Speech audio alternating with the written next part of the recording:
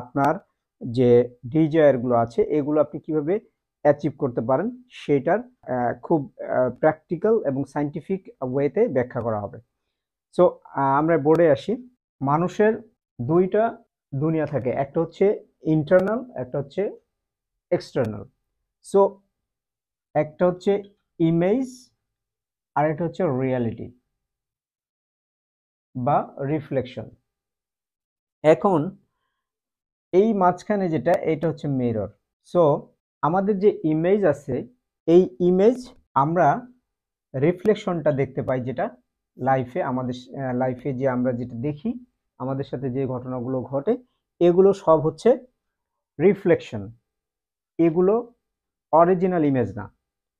এখন মনে করেন যে অরিজিনাল যেটা ইমেজ, এইটা হচ্ছে আমাদের মন, এবং যেটা হচ্ছে রিফ্লেকশন, এটা হচ্ছে লাইফ।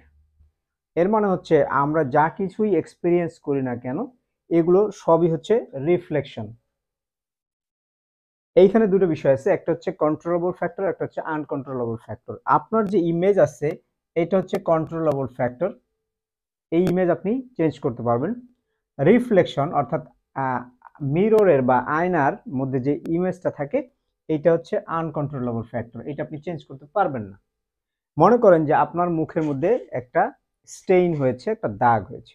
এই দাগটা আপনি যতই আপনি হচ্ছে আয়নার মধ্যে মুছেন না কেন, আপনি বারবার দেখবেন যে স্টেইন রয়ে গেছে, অর্থাৎ দাগ রয়ে গেছে। কারণ হচ্ছে যে আমরা বারবার হচ্ছে আমাদের রিয়েলিটি বদলানোর চেষ্টা করি, আমরা আমাদের রিফ্লেকশন বদলানোর চেষ্টা করি। আপনার মিররের মধ্যে বা আয়নার মধ্যে আপনি কোনো দিনও মুছার পরে আপনি অরিজিনাল যে ইমেজটা, যেটা এই ইমেজটা, এটা আপনি পরিষ্কার করতে পারবেন না আয়না পরিষ্কার করে। আপনাকে ইমেজ পরিষ্কার করতে হবে, অর্থাৎ ইমেজের মধ্যে যদি কোনো ডিফেক্ট থাকে সেটা আপনাকে ক্লিয়ার করতে হবে।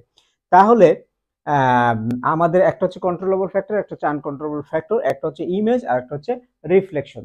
This is call